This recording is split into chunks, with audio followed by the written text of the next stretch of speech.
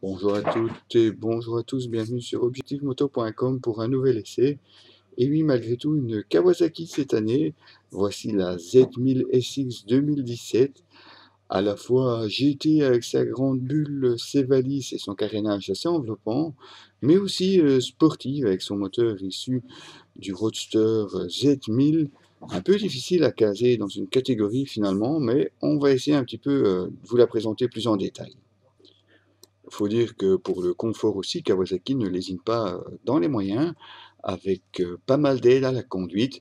En plus de l'ABS, on retrouve le KIBS, KCMF, AS, KTRC. Et si ça ne vous dit rien, je vous rassure, moi au départ, non plus. Alors pour faire bref, le KIBS vient en aide à l'ABS pour gérer un petit peu la répartition du freinage et sa réaction en fonction de l'inclinaison de la moto.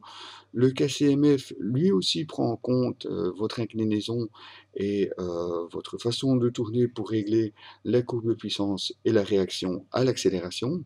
La S, ben, c'est l'embrayage assist and slipper, le même que sur la Z650, mais malgré tout un petit peu plus dur sur cette Z1000SX. Le KTRC, lui, est le contrôle de traction réglable sur 3 niveaux. Bon, il faut dire qu'il faut bien arriver à passer les 142 chevaux au sol, alors autant l'utiliser surtout sur la pluie. Et vous avez aussi deux modes de conduite, full puissance ou puissance réduite, là aussi pour avoir plus facile à la piloter. Alors en plus des aides à la conduite, il faut dire qu'elle a quand même un look assez racé. Bon, les deux sorties d'échappement, là, on aime ou on n'aime pas, mais pour le reste, c'est quand même assez sportif et dynamique. Bon, les rétros, par contre, c'est un petit peu loin pour les régler une fois au guidon, ça c'est un petit peu plus embêtant. Mais par contre, une très très bonne tenue de route. Côté freinage, on retrouve un double disque 300 mm avec des étriers monobloc radio 4 pistons, un 250 mm à l'arrière et toujours le design Wave de ces disques. Eh ben oui, c'est un peu la marque de fabrique chez Kawasaki.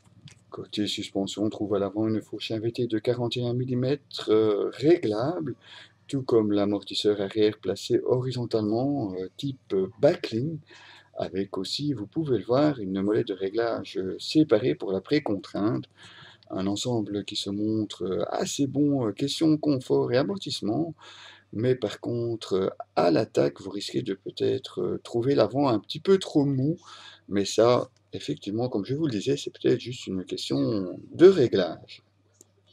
Derrière la bulle, on retrouve un tableau de bord assez moderne, avec une disposition parfois un petit peu particulière, puisque vous avez des voyants à gauche, le contour au milieu avec un petit encart et le rapport engagé et l'heure. Sur la partie droite, on retrouve une jauge, les tripes, la vitesse, le mode de cartographie, le degré du KTRC, enfin très très complet, mais parfois un peu gâché par la vue du bocal du kit de frein. Et puis le contraste, ben, c'est pas non plus son point fort. C'est un petit peu dommage parce qu'il est assez facile à piloter, surtout que tout se retrouve au commodo gauche. Alors les selles, parlons-en, on n'est pas quand même sur les selles GT. C'est un peu plus rembourré que sur une sportive, évidemment, mais malgré tout, au bout d'une journée, on le sent, et ça, c'est un petit peu dommage. D'autant plus que Kawasaki, avec ses versions Tourer, fournit les valises, un protège-réservoir, oui, mais aussi un support GPS sur lequel vous pouvez mettre un tom-tom. Alors parlons-en aussi un peu de ces valises, très faciles à placer et à enlever. Par contre, il faut absolument la clé. Bon, la clé pour ouvrir, ça, c'est un petit peu normal. Et puis aussi la clé pour enlever, mais c'est très facile. Il suffit de d'éclipser. On va pousser la valise vers l'arrière. Et puis voilà, tout simplement, vous retrouvez une ligne de moto assez classique, puisque vous avez juste les deux encoches et le support au pose-pied passager. Pour les remettre, la même chose, on les replace, on les tire vers l'avant, on reclipse. Là, il suffira de retirer la clé. Et oui, cette fameuse clé, c'est un petit peu gênant d'ailleurs, parce que si vous retirez les valises, c'est pas embêtant, vous êtes aussi obligé de l'utiliser pour les ouvrir et les fermer. Alors, on peut ouvrir en tournant, pas moyen de retirer la clé si vous ne retournez pas pour fermer. Ça, c'est un petit peu embêtant. Tiens, en passant, vous avez vu, les bottes assorties à la moto, ouais, les toutes nouvelles TCX Sport, mais ça, je vous en parlerai plus tard. Alors voilà, donc comme on vous le disait, sans les valises, il n'y a plus rien qui traîne dans la vue, et ça, c'est super. Inutile de vous la faire longue sur son 4 cylindres de 142 chevaux, non, plutôt, je vais vous le faire entendre, tiens.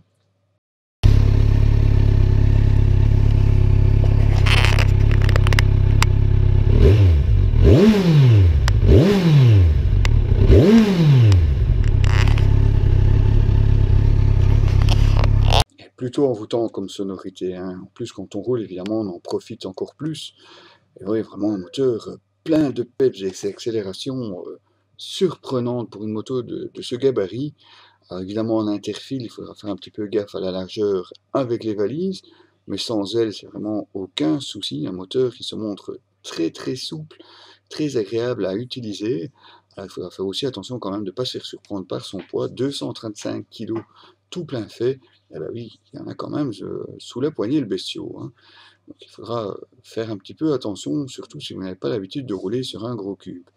Mais à part ça, une moto très très maniable, très polyvalente, qui vous permet aussi bien la balade tranquille, le quotidien, ou les balades entre potes aussi. De ce côté-là, elle a assez de répondants, vraiment. Une moto, comme on vous le disait, très très polyvalente. Elle mérite donc assez bien son titre de Sportivo GT, ni trop l'une ni trop l'autre, juste un bon milieu entre les deux. Comptez quand même un peu plus de 14 000 € pour la faire vôtre, mais bon, après tout, pourquoi pas, hein? Oui, elle les vaut bien, une moto que vous pourrez utiliser au quotidien, en balade, en duo. Ah bah oui, nous on aime. Allez, retrouvez l'article complet sur notre site www.objectif-moto.com.